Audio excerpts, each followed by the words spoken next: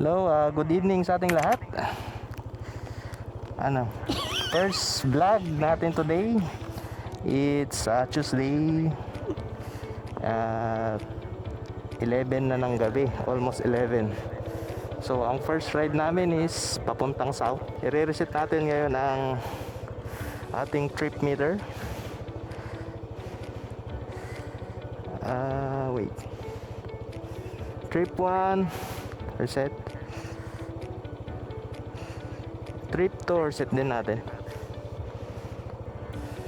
So ang magiging trip 2 natin is the whole trip, and the trip 1 is everyday distance kung ilan ang binabiyahe natin. Yan, trip 1 00. Anong masasabi mo sa biyahe natin? Anong masasabi mo sa biyahe natin? Excited ka ba? Hindi. Hindi nga ako nakatulog eh. Hindi Sa ako inyo, excited. guys, nakakatulog ba kayo pag malapit na yung biyahe?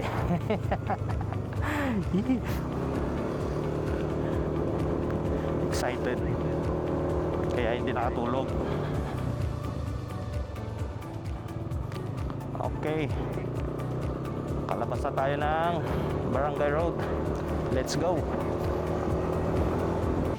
First stop, Macdo. McDonald's. Ano tayo ngayon? Tapas.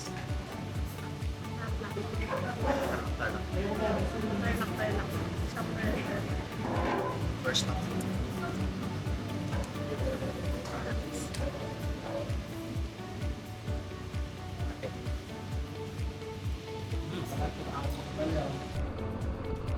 After ng aming first stop, kasalukuyan naming binabagtas ang Bamban Bridge na boundary ng Tarlac at Pampanga. Finally, Metro Manila na, kaya mas pinili namin bumiyahe ng gabi at makarating dito sa Metro Manila ng madaling araw para iwas traffic. Kaya smooth lang yung biyahe. Welcome to Marilake Highway. Part pa rin ito ng Rizal, siyempre. First time nating dumaan dito, mga kaibigan.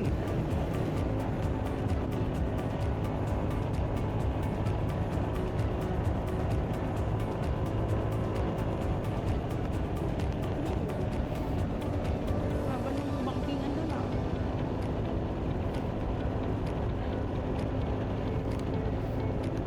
Sarap.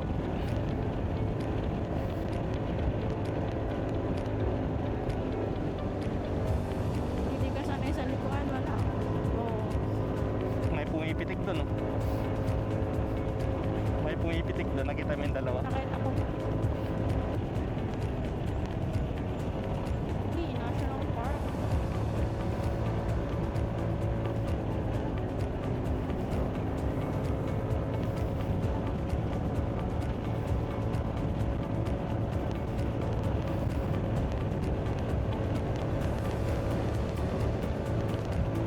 Dito ata yung Big C na sinasabi nila.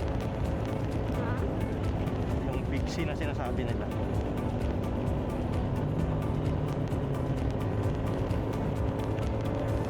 Dala mo yung ano ng lens? Nang, Yung ano ng lens? Palitan ng lens? oh.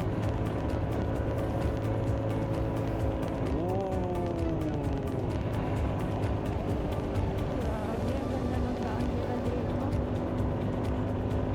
Maliko-liko talaga.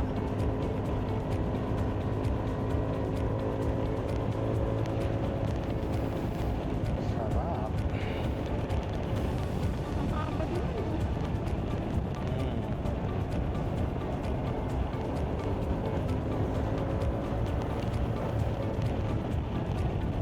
Nasa Baguio. Diyan yung maraming na-aksidente dyan.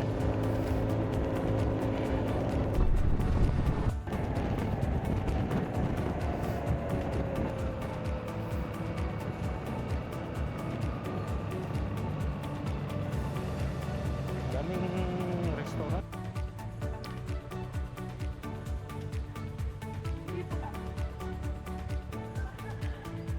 Magpicture ka mamaya sa kabayo.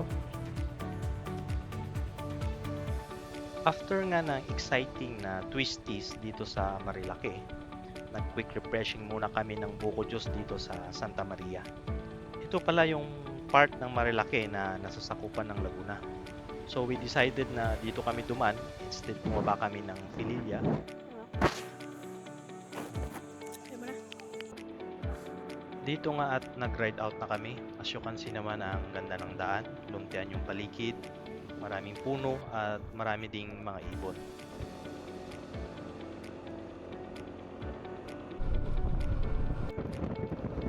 Pagliko nga namin sa kanan, dito sa Cuiva Road at maraming campsite dito, malamig din yung mahangin. We didn't expect na may rough road pala, kaya nagulat kami. Kaibigan! Subo tayo ni Google Map! Yee! The real adventure begins!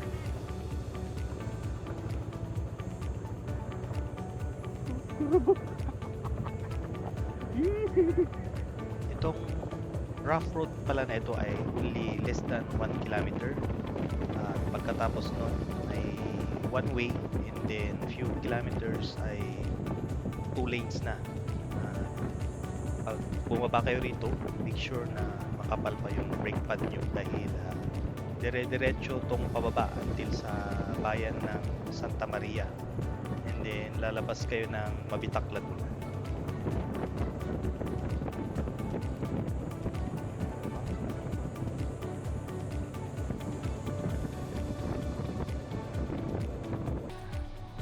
Pagdating nga namin ng bayan ng Mabitak, at dito nag late breakfast muna kami ng beef mati. Ito ang Lake Caliraya, isang man-made lake sa kabundukan ng Sierra Madre sa bayan ng Cabinti at Lumban. Ito ay tinayo noong 1939 bilang pangunahing pagkuhanan ng malinis na kuryente at malinis na tubig. Highly recommended ko na dumaan kayo dito dahil malinis, maganda yung kalsada, maganda yung scenery, at malamig din yung hangin. Lalong-lalo na kung papunta kayo ng Quezon.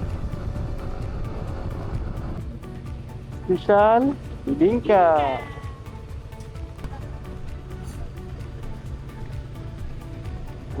Sarap na yan.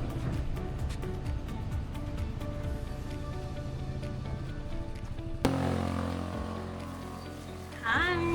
Tikman natin ang special bibingka.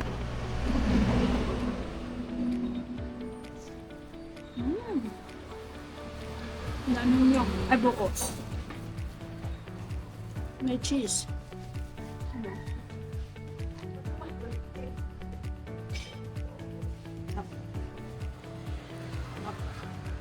Yum. Sa unang pagkakataon, narating na nga namin ang Old Zigzag Road sa Quezon National Forest Park. Ito ay tinayo noong panahon pa ng Amerikano at na-improve noong taong 1969. Ito ay nagdurugtong mula bayan ng Pagbilao, Quezon hanggang sa Atimonan, Quezon. Ang kahabahan ng daan na to ay isang protected area.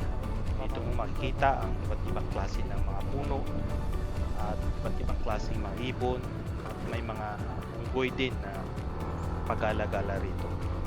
Pag na-encounter nyo nga sila ay ingatan nyo ang mga gamit nyo at huwag nyo ring bigyan ng pagkain.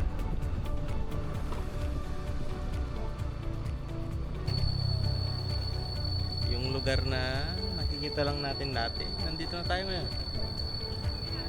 Nakikita lang natin sa internet. Nakita mo na yung pinsan mong tatlo? Ayun. Ang galit sila sa akin. After nga namin makatawid sa dense forest sa kalsada na to, pababa na kami sa Atimonan, Quezon.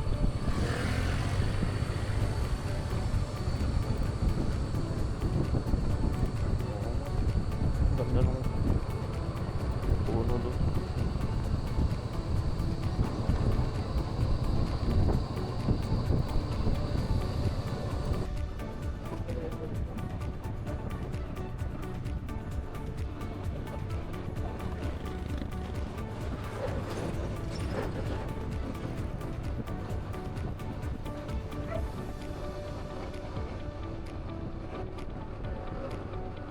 Dagat.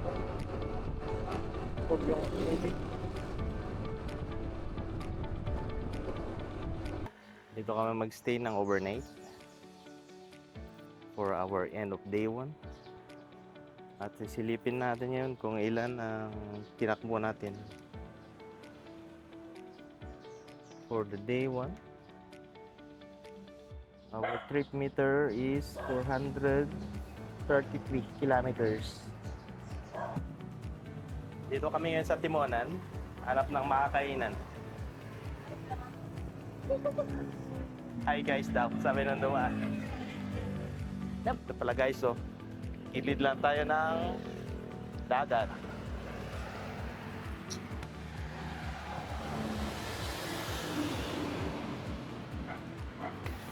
Dito kami nakahanap ng hapunan. Uy, sarap ng sabaw. Literal na pinakuluan. Dito lang yan sa Paris ni Bossing. Along Atimonan. Malapit sa Sioy. Try natin yung pagkain nila rin. Tapa ng ilaw. Ano sabi mo? I'm hungry. Yo guys, oh. Sarap. Oh, pakita natin yung gaano karami yung Paris mami nila. Pero pwede for about to receive this type of Paris or agreement. Paminta? Where is paminta?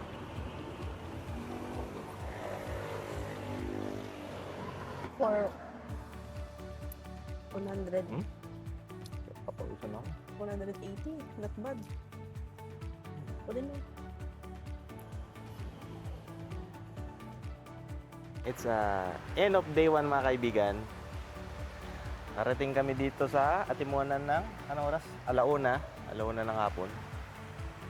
Kasi hindi niya na kayang tumuloy. Antok na.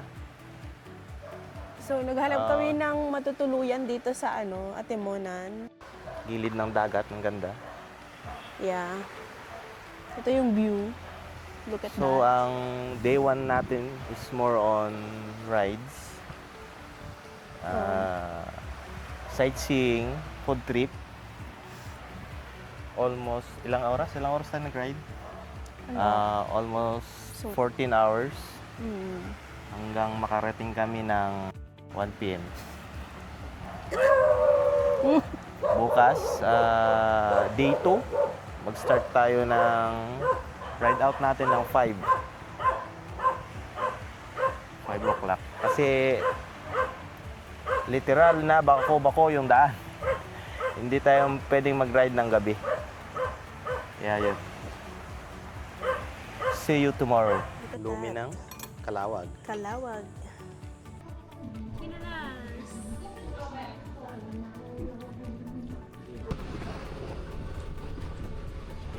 Nandito tayo ngayon sa Tamalik Bypass.